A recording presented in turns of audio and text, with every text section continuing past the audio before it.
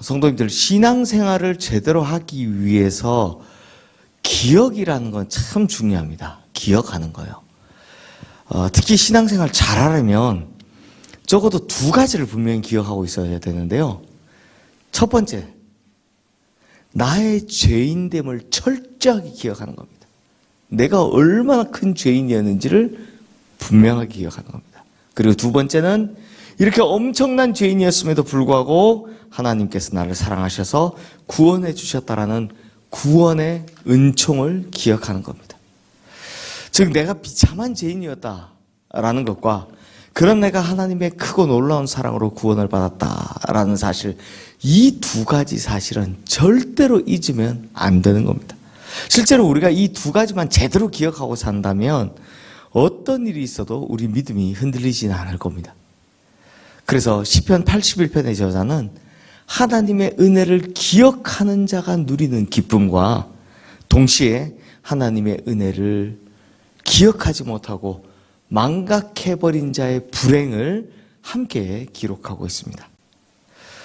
어떤 내용인지 한번 살펴보겠습니다. 우리 1절, 2절 말씀 함께 읽겠습니다.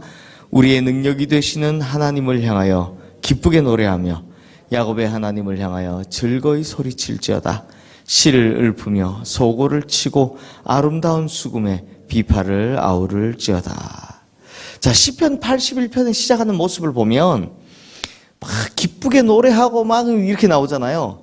이게 우리식으로 표현하면 잔치하는 모습입니다.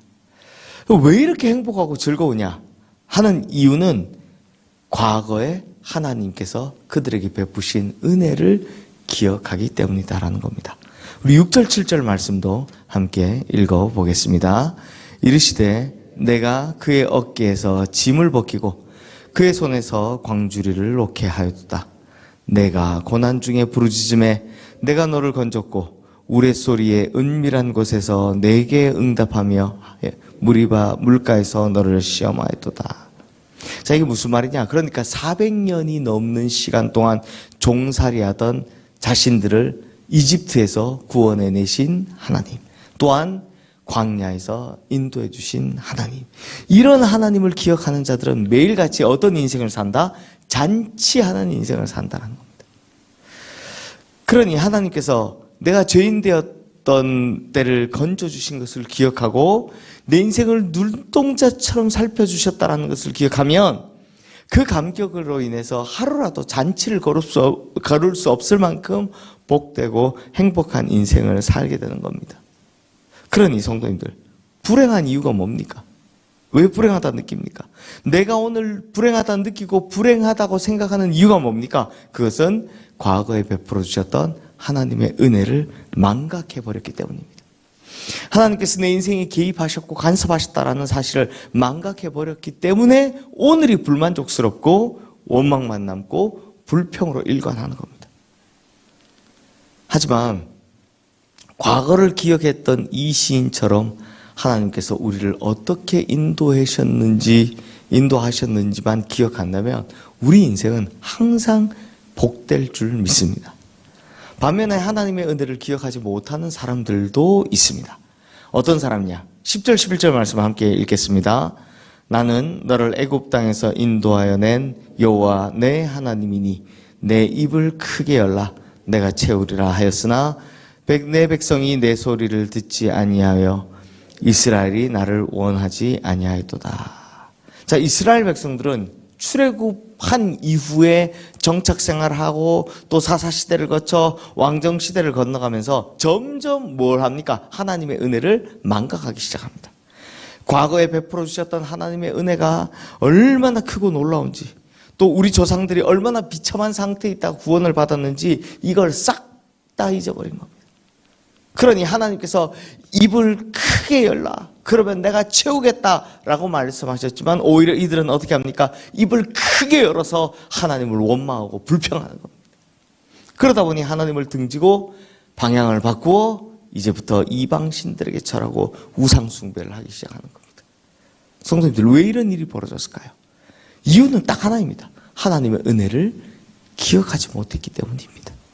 하나님의 은혜를 망각해버렸기 때문입니다. 그러니 성도님들, 하나님께서 나에게 주신 좋은 것들 기억하고 하나님께서 나에게 은혜 베풀어 주신 것들을 기억하면 우리는 오늘의 환난과 고난도 충분히 이길 수 있습니다. 하지만 하나님의 은혜를 기억하지 못하면 조그마한 어려움과 또는 불행이 닥쳐오면 그것 때문에 하나님을 원망하고 또 은총의 길을 떠나버리게 된다는 겁니다. 그러니 성도님들, 오늘 우리에게도 환난과 고통을 이기는 유일한 한 가지 능력이 있다면 그것은 기억하는 겁니다. 뭘요?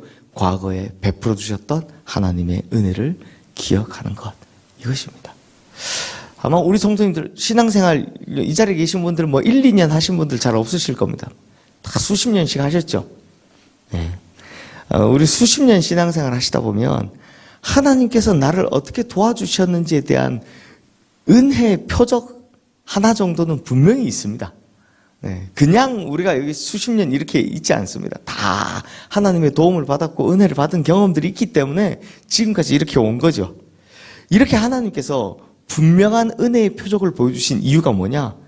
그건 앞으로 다가올 고난에도 과거에 그 받았던 은혜를 기억하고 견디고 이겨내라 라는 하나님의 메시지인 겁니다. 하나님이 우리에게 은혜 베풀어 주셨던 그 표적, 그 메시지가 뭐라고요? 그래, 나중에 너희가 힘들 때가 올 텐데 그때는 이 은혜를 꼭 기억해라. 그리고 이겨낼 수 있다 라는 메시지를 주신 거였습니다. 사랑하는 성도님들, 과거에 역사하셨던 하나님이 지금은 변하셨습니까? 네, 지금도 여전히 똑같이 살아계십니다. 그리고 지금도 살아계신 하나님은요, 역사의 종말이 올 때까지 영원히 살아 역사하시는 하나님이십니다. 똑같습니다.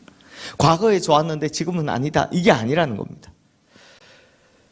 동일하신 하나님께서, 그 하나님께서 항상 우리의 인생을 선한 길로 인도해 가실 것입니다.